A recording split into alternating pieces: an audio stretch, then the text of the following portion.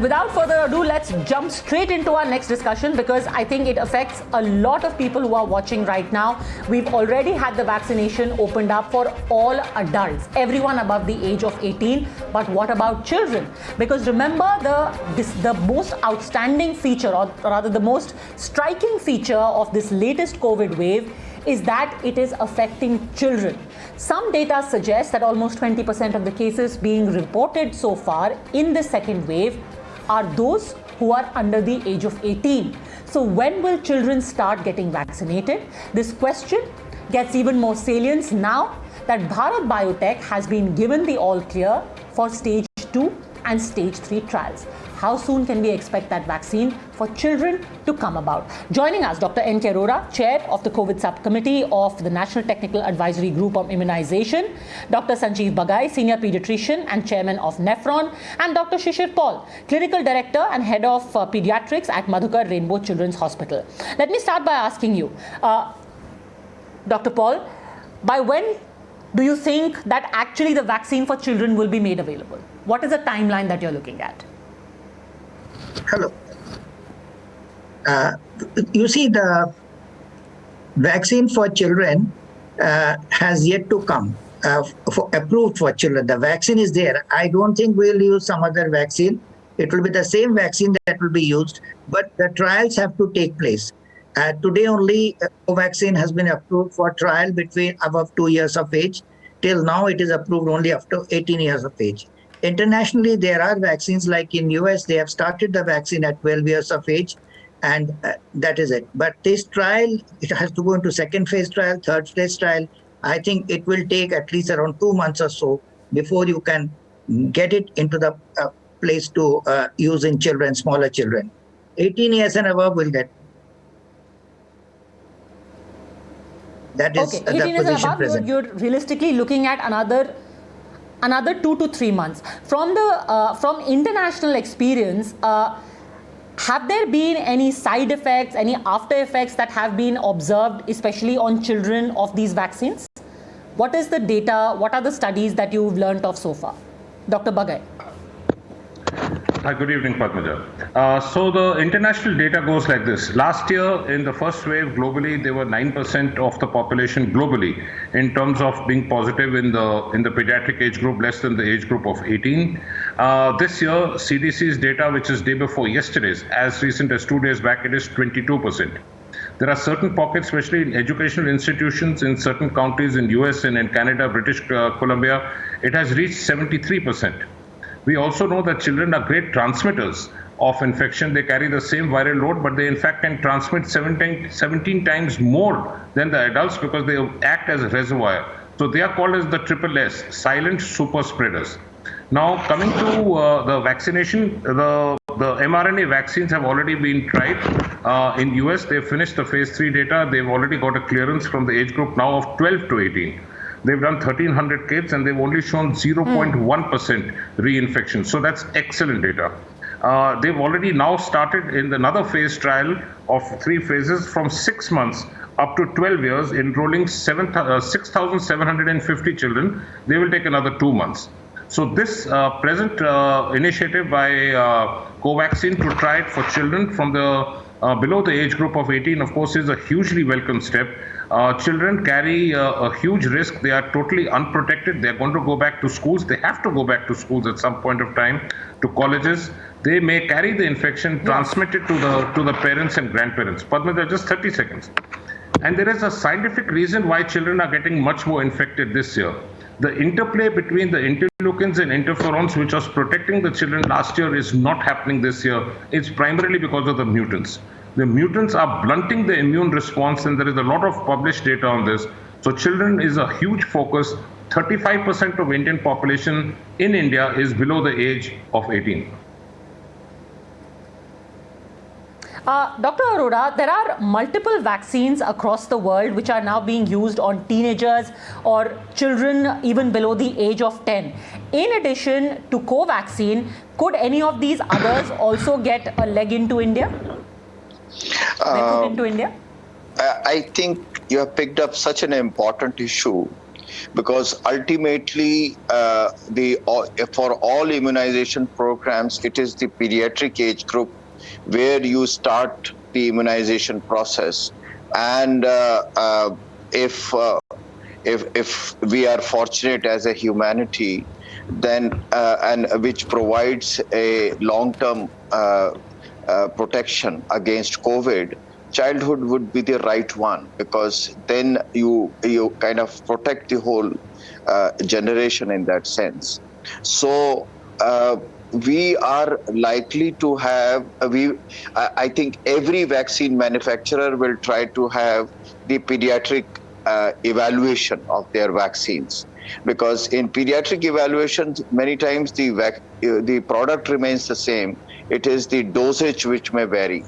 We are going to have our own DNA and RNA vaccines, as Dr. Bagai was suggesting that mRNA Pfizer vaccines have gone ahead, and now they are talking about even younger than 2 years and evaluating the vaccine. So we should be ready, because the next phase of evaluation of vaccines is primarily will be targeted to two vulnerable groups. One is children, the other is pregnant women. I think pregnant women is still something which we are worried, and they remain susceptible, except mRNA vaccine, which has been cleared. All other vaccines, there are difficulties and good data is not available. So these are the two vulnerable populations, and particularly pediatric. Pediatric population remains super spreader for another reason, because fortunately they remain asymptomatic, most of them. I must tell you, even this year's data is very similar to last year's data in terms of disease and in terms of cases. So, but they spread the cases, and it is not only their grandparents and parents. In fact, a lot of teachers in West have died because they have persisted with opening of the schools, and teachers have got the infection and they had severe disease, or some of them expired also. So pediatric vaccination is going to be very, very important. And I think the right steps within India also have started. Yeah. Dr. Arora, what is the timeline you're looking at realistically? Maybe by September, when children would have a vaccine so available? the Bharat Biotech vaccine, which we are talking about, which we have heard, it should not, it will be like a bridging trial. You are basically looking for safety in them, and you are looking for immune response, whether it is there. So it should not be more than 3 or 4 months. So we are in May, and I think September is a good timeline when we should have something for our pediatric population. Dr. Paul, is there any age group which is going to be first have the vaccine made available? Perhaps the school-going children, those who are in their early teens? Is there a plan that is being worked out for that? I think so. That should be the thing, because finally the country has to open up. And as they open up, children will be going to school. And then if they are not immunized, as it is, as you know, the primary immunization of, if you take the world over, all the vaccines is more than 90% or 95% is consumed in the childhood age group, because they are the ones who have to be immunized, and then they will be protected, and they'll also stop being spreaders. So as the schools open up, there'll be intermixing of children, or also when the parents go to work, small children are left in daycare centers, creches, etc. They also have to be protected. Now they are isolated at home, so the incidence of the disease in them is much lower. They are not mixing.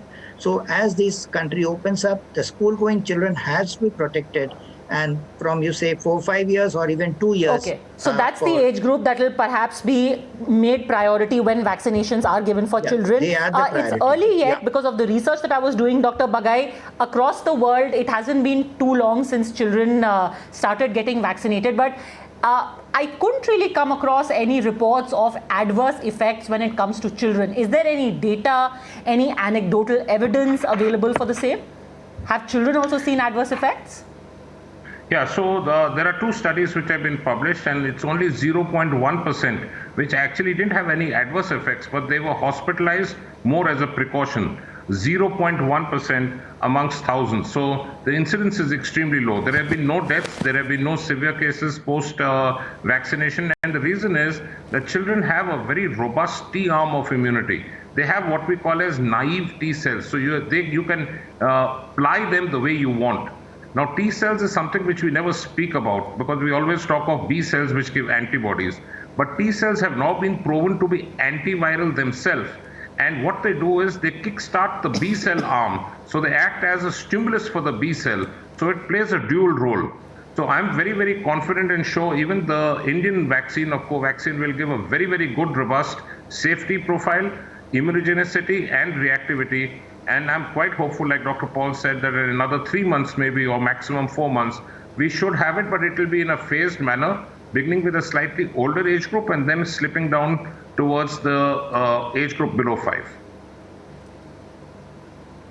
Dr. Arora, I'll give you the final word for parents who would be watching and waiting for this vaccine very anxiously. Any word of advice before they actually jump in? Anything that they should watch out for? Anything that they should be prepared for vis-a-vis their children getting vaccinated?